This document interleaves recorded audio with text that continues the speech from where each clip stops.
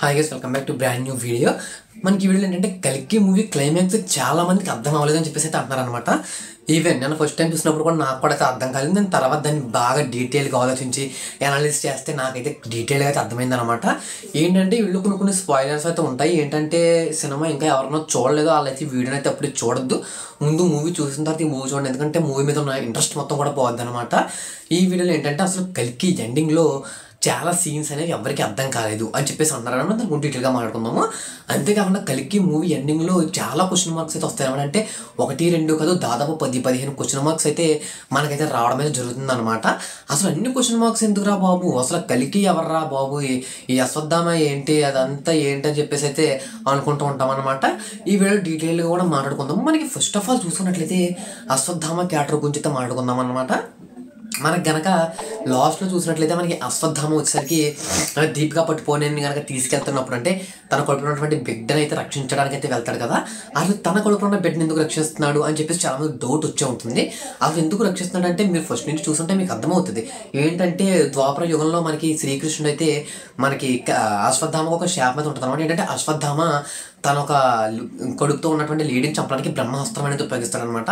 అలా కొడుకుతున్న లేడీని చంపడం వల్ల కృష్ణుడు వచ్చేసరికి మనకి ఏంటంటే తనకి శాపం చేస్తాడనమాట. ఏంటంటే వచ్చి జనంలో నేను పుడతాను, నన్ను పుట్టడం కింద చెయ్యాలి నువ్వు, అంటే నన్ను నువ్వు కాపాడాల్సి ఉంటుంది అని చెప్పేసి అయితే అంటాడనమాట. నేను కాపాడిన తర్వాత నువ్వే మళ్ళీ నీకు శాప విమోచన కలిగి నువ్వు మరణిస్తావు అని చెప్పేసి అంటాడనమాట. కాబట్టి ఇప్పుడు మన దీపిక పట్టుకునే కడుపులో ఉన్న బిడ్డ ఎవరు, మనకి కృష్ణుడు అని చెప్పుకోవచ్చు. అంటే కృష్ణుడే ద్వాపర యుగంలో 10వ అవతారం కల్కి అవతారం. ఆ 10వ అవతారం ఇప్పుడు మన దీపిక పట్టుకునే కడుపులో ఉన్నది వచ్చేసరికి కల్కి అనమాట. ఆ కల్కిని కాపాడడం కోసం మనకి అశ్వత్థామ అయితే మనకి ప్రయత్నిస్తాడు అనమాట. ఎందుకంటే అశ్వత్థామకి అదొక వరం, అంటే అదొక శాప విమోచనం అనమాట. తనను కనుక కాపాడితే తన శాప విమోచనం కలుగుద్ది. ఒకవేళ ఇప్పుడు కనుక మిస్ అయిపోయింది అనుకోండి ఇన్ కేసు, మళ్ళీ దాదాపు 600 సంవత్సరాల తర్వాత ఆ గ్రహాలన్నీ వచ్చి ఆ నక్షత్రాలు వచ్చిన రోజు పుడతాడు అని చెప్పేసి మనకి మూవీలో కూడా చూసాం. మనకి ఇంకో నెక్స్ట్ పాయింట్ ఏంటంటే అసలు భైరవ ఎందుకు మన దీపిక పట్టుకోవడానికి వెళ్ళినోడు మళ్ళీ దీపిక పట్టుకుని ఎందుకు కాపాడాడు అని చెప్పేసి మీకు డౌట్ రావచ్చు. అంటే ఎందుకు వెళ్ళాడు అంటే ఆ యొక్క కాంప్లెక్స్లోకి వెళ్ళడం కోసం దాదాపు 1 కోటి కాయిన్స్ అయితే కావాలన్నమాట. ఆ కాయిన్స్ని ఏంటంటే దీపిక పట్టుకుంటే నేను డైరెక్ట్గా కాంప్లెక్స్లోకి తీసుకెళ్తాము అని చెప్పేసి వాళ్ళు చెప్పడం జరిగింది. కాబట్టి తను ఏంటంటే దీపిక పట్టుకోవడం కోసం అనేది తన చంబాలలోకి అయితే వెళ్ళి దీపిక పట్టుకోవడానికి ట్రై చేస్తాడు. అలా పట్టుకోవడానికి ట్రై చేసినప్పుడు మనకి చూడొచ్చు, మనకి దీంట్లో కూడా మన అశ్వత్థామని ఆ యొక్క ఏంటంటే మనకి కాంప్లెక్స్ వాళ్ళు ఎవరైతే ఉంటారో వాళ్ళు బంధించేస్తారు, తాళ్ళు ఇచ్చి బంధించేసి మన ఈ దీపిక పట్టుకొని అయితే తీసుకెళ్ళిపోతుంటారు అనమాట. ఆ సిచ్యువేషన్స్లో మన ప్రభాస్ వచ్చేసరికి దీపిక పట్టుకొని కాపాడటమే కాకుండా అదే కాకుండా మళ్ళీ తన లోయలోకి పడిపోయే సమయంలో కూడా తను చెయ్యి పట్టుకుని కాపాడతాడు. అక్కడ కూడా అశ్వత్థామ సపోర్ట్ చేస్తాడు. అలా ఎందుకు కల్కి అదే మన ప్రభాస్ వచ్చేసరికి ఎందుకు దీపిక పట్టుకొని కాపాడాడని చెప్పి డౌట్ రావచ్చు. మన అశ్వత్థామ త్రుండైనటువంటి ద్రోణాచార్యుడు ఎవరైతే ఉన్నారో తనే అదే పాస్ట్లో మన భైరవనే ఆ యొక్క ద్రోణాచార్యుడు అనమాట. అంటే తన చేతిలో ఉన్నటువంటి కర్ర ఏదైతే ఉందో ఆ కర్ర పట్టుకోవడంగానే తనకి పవర్స్ అనేవి అయితే వస్తే పాస్ట్లోకి అయితే తెలిపోతాడు అనమాట.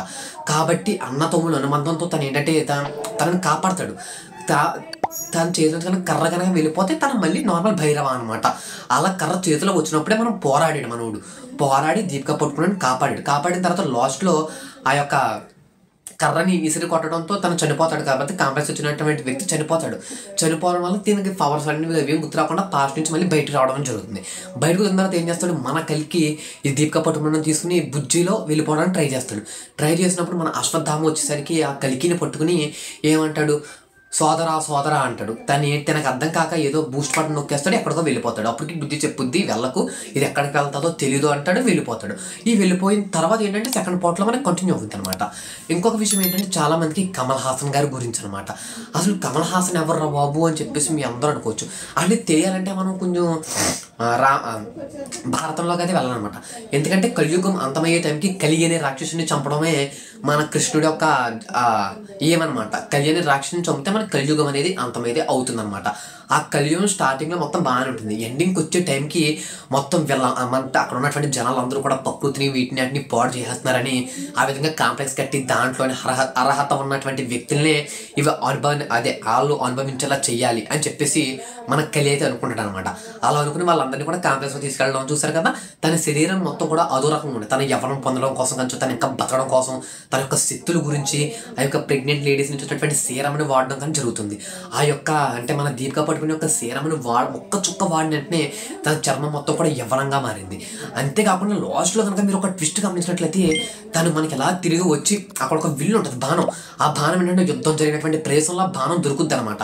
దాన్ని పట్టుకుందాం అనుకుని వెళ్ళిన వాళ్ళు అంటే దాని యొక్క వేడికి చనిపోవడం, వాళ్ళకి కరిగిపోవడం లాంటివన్నీ జరుగుతుంటాయి. కానీ మన కమల్ హాసన్ గారు వెళ్ళి దాన్ని పట్టుకున్న వెంటనే తనకు అద్భుతమైన శక్తులు వచ్చి తనకి ఇలా 4 చేతులు రావడం అయితే జరుగుతుంది. అసలు ఎందుకు వచ్చిందంటే తనే కలి అనేటువంటి రాక్షసుడు అనమాట. ఇప్పుడు ఆ రాక్షసుని మన అశ్వత్థామ అయితే అంతం చేయాలి. అంటే అశ్వత్థామ కాదు, మన దీపికా పట్టుపోనేకి పుట్టబోయేటువంటి బిడ్డ మన అంతం చేయాలి. ఆ దీపికా పట్టుపోనేకి పుట్టేటువంటి బిడ్డని అశ్వత్థామ కాపాడాలి. ఇక్కడ మనం చూసినట్లయితే అశ్వత్థామ కూడా అంత శక్తి లేదు. అంటే అశ్వత్థామ మనకి ఏంటంటే శరీరపరంగా ఏదైనా చేయొచ్చు, కానీ ఏదైనా టెక్నాలజీ పరంగా ఏమైనా చేయాలంటే చేయలేకపోతున్నాడు. అక్కడ మనం భైరవ కావాల్సి ఉందనమాట. భైరవ కావాలి అంటే భైరవ చేతిలో కర్ర ఉండాలి, తనకి పాస్ట్ రావాలన్నమాట.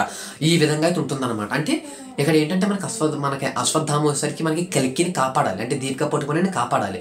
మన ఈ కలి ఏం చేస్తాడంటే అంటే మన కమల్ హాసన్ గారు ఏం చేస్తారంటే దీపికా పట్టుకునేని పట్టుకోవడానికి ట్రై చేస్తాడు. ఎందుకంటే తన కొడుకు నుంచి తీసినటువంటి సీరం కన్నా ఇంకా వాడినట్లయితే తనకి ఇంకా అద్భుత శక్తులు వస్తాయి అని చెప్పేసి అయితే తను అనుకుంటున్నాడు అనమాట. తనని అనుకుంటున్నాడు తనకి ఇంకా శక్తులు రావాలని చెప్పి పట్టుకోవడానికి ట్రై చేస్తాడు. అలా పట్టుకునే చేసే సమయంలోనే మనకి సెకండ్ పార్ట్ మొత్తం కూడా జరుగుతుంది అనమాట. లాస్ట్కి అయితే ఖచ్చితంగా తనైతే అంతమైతే అయిపోతాడు. అక్కడితో కలియుగం అనేది అంతమైతే అయిపోతుంది అనమాట. వీడియోని ఇంకా లైక్ చెప్పితే ముందుకు వీడియో లైక్ చేయండి. ఈ ఎక్స్ప్లెనేషన్ కనుక మీకు నచ్చింది అనుకుంటే ఖచ్చితంగా కామెంట్ సెక్షన్లో వావ్ అని కామెంట్ చేయండి. ఇలాంటి మోర్ వీడియోస్ కోసం వీడియోకి ఒక లైక్ చేసి ఛానల్ సబ్స్క్రైబ్ చేసుకోండి.